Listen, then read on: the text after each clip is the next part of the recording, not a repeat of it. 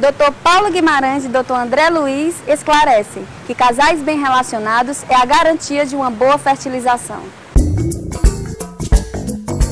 Hoje nós vamos estar numa conversa muito gostosa, voltada para os casais. Tenho certeza que vocês vão ficar fascinados pelo convidado que está conosco hoje também, que é o Dr. André, que é especialista em reprodução humana, nome renomado no cenário nacional da reprodução humana. E vamos falar hoje de dois assuntos, né? A fertilidade ou a infertilidade e a sexualidade. Dois assuntos muito voltados agora para o casal. Para nós começarmos a nossa conversa, vamos perguntar ao Dr. André o que é infertilidade conjugal. Olá, Paulo. Olá a todos. Infertilidade é o conceito de não conseguir engravidar depois de um ano de relações frequentes, ou seja, 2, 3 vezes por semana, e não obtendo a gravidez. Daí esse casal deve procurar a ajuda de um especialista, o casal juntos, porque a avaliação é concomitante dos dois ao mesmo tempo. A mulher tem que fazer exames, ultrassom, dosagens hormonais, um exame para ver a permeabilidade das trompas, se as trompas estão livres, e o homem um espermograma. E depois, com esses exames em mãos e a história do casal, da infertilidade, quanto tempo, é possível indicar o melhor tratamento, indicar as chances desse casal e os custos desse tratamento. Então, existem vários fatores que podem influenciar nessa dificuldade de ter filhos. Uma delas é a relação sexual, né? Como que é essa vida sexual com qualidade, Paulo? Explica melhor pra gente. É bem engraçado, né? Porque na fertilidade, nas clínicas de reprodução, há uma mudança no comportamento dos casais. Porque de repente, para engravidar, o casal passa a ver na relação sexual um cumprimento de uma obrigação. Eles vão ter que atender cronogramas, calendários, períodos. Mas o que é sexo com qualidade? Que é um ponto importante, porque antes de ter um filho, o casal tem que ter uma vida sexual, mesmo que ela não tenha como fruto uma gravidez, mas a qualidade da vida sexual é importante. E o que é essa qualidade de vida sexual hoje? Ela depende de 3 fatores. Ela depende da qualidade intrapessoal, ou seja, como que a mulher vê a sua sexualidade, como que ela exercita a sua sexualidade, como que ela desempenha o sexo na vida dela, como que ela encara o sexo como ponto importante na sua rotina do dia a dia como mulher.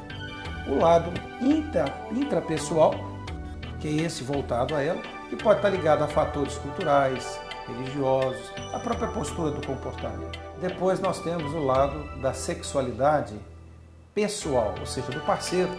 Como que o parceiro interage com essa mulher? Como que o parceiro se posiciona em relação à vida sexual do casal? Qual o grau de importância que esse homem dá à qualidade de vida conjugal? E a outra questão é a interpessoal, ou seja, o que faz essas duas pessoas se aproximarem? Atração física, afetividade, busca de carinho, busca de carícias, busca de êxtase, busca de desejos, busca de satisfação. Essas 3 coisas, a que está dentro do parceiro, o que está dentro da mulher e o que une essas duas pessoas deve ser trabalhado do ponto de vista físico, onde entra atração física, qualidade, estética, a parte psicológica, que entra a parte da afetividade, a parte do comportamento, e aí a gente entraria um pouquinho mais além, que seria a parte espiritual, que fecha quais são os objetivos, ou seja, o sentido comum daquele casal.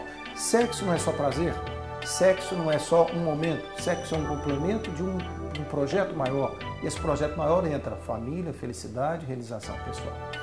Paulo, e como que a mulher pode melhorar a sexualidade dela? Da mesma maneira, André, que a parte da fertilidade. Muitos casais não conhecem a fertilidade, muitos casais não conhecem a sexualidade. E quando se fala da mulher, a mulher não se conhece. Por exemplo, a mulher muitas vezes não conhece a sua área externa da sua genitália.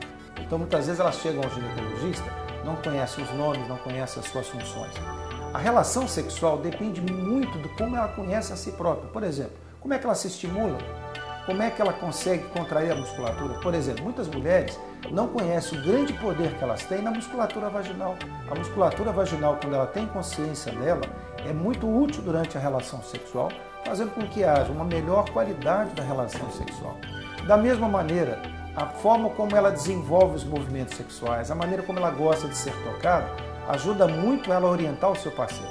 Quando uma mulher conhece, por exemplo, através da sua masturbação, André, quais são os pontos que são importantes para ela desenvolver o seu prazer, fica fácil ela orientar o seu parceiro.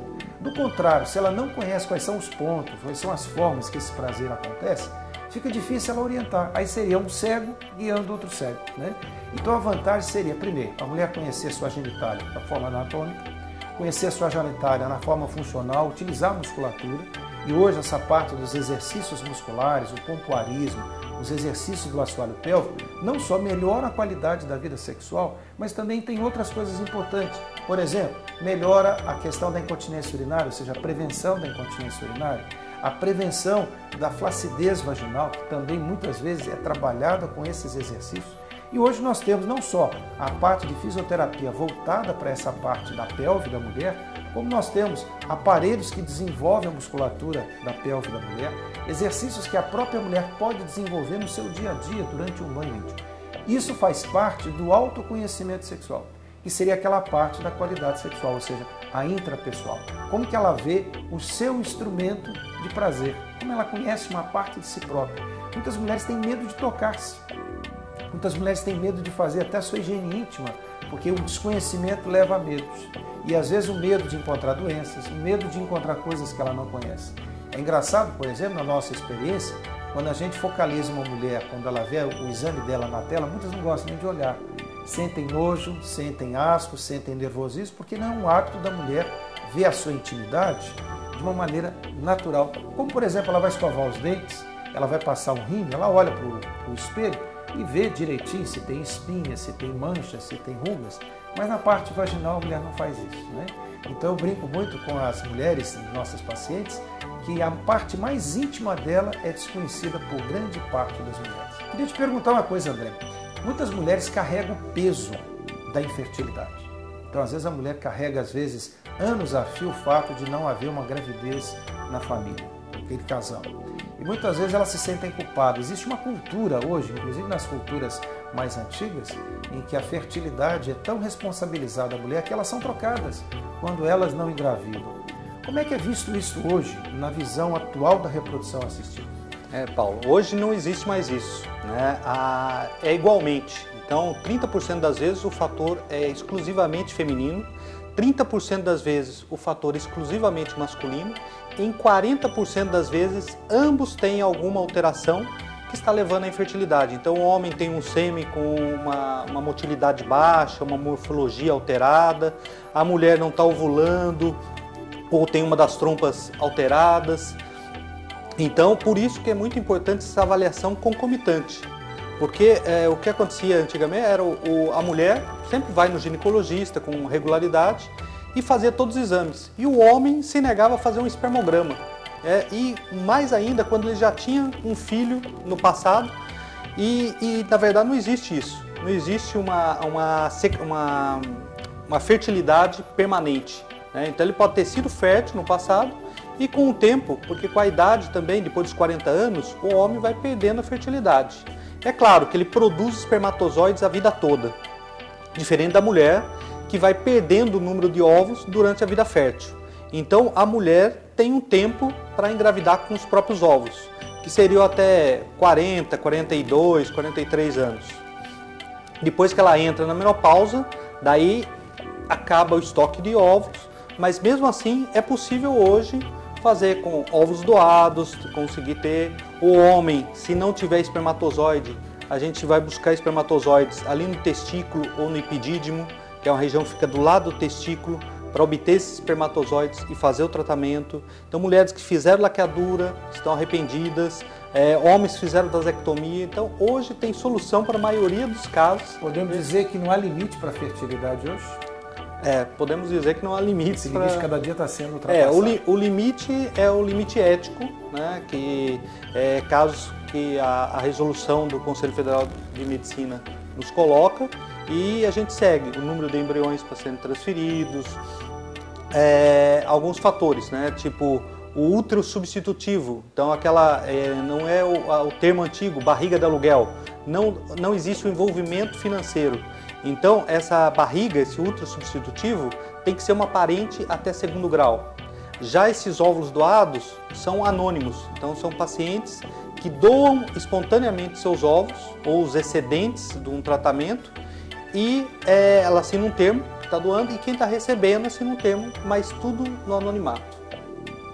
Outra coisa que eu queria te perguntar, André, o que seria hoje considerado o tratamento ideal para uma gravidez planejada na reprodução assistida? A gravidez ideal para a reprodução assistida seria aquela gestação única, né? Então, por isso, todos os congressos, todas as pesquisas estão direcionadas para isso, buscar o melhor embrião para que a gente possa transferir um embrião e a paciente engravidar e ter uma gravidez mais saudável, né? E também, voltando ao que você colocou da vida sexual, é muito importante. Por quê? Porque o útero, quando a mulher tem o orgasmo, ele contrai para dentro, então ele chupa esse sêmen para dentro. E daí, com isso, aumenta as possibilidades. Também na relação sexual aumenta, né, como você sabe, aumenta a circulação ali dos ovários, do útero, e isso melhora muito mais. Então, quando se tem uma vida sexual ativa, regular, isso também é outra coisa importante, que muitas vezes a mulher pergunta assim, qual que é o meu período fértil? E às vezes até colegas orientam para no período fértil ter relação todo dia. Isso está errado. O ideal é ter uma regularidade e uma frequência, que seria o quê? 2, 3 vezes por semana. Nesse período, 2, 3 vezes por semana, com certeza, 1 ou 2 relações caem dentro do período fértil. Porque o espermatozoide pode ficar até 72 horas ali dentro do trato reprodutor da mulher e encontrar o óvulo. Então, esse período com certeza pode cair e tem uma qualidade melhor na relação, não tem aquela obrigação, porque o que acontece? O homem fica 10, 12 dias sem ter relação com a mulher e depois, no período fértil, tem relação todo dia. E daí o que acontece? Gasta o espermatozoide, não dá tempo de refazer e às vezes quando ela está ovulando não tem espermatozoide suficiente.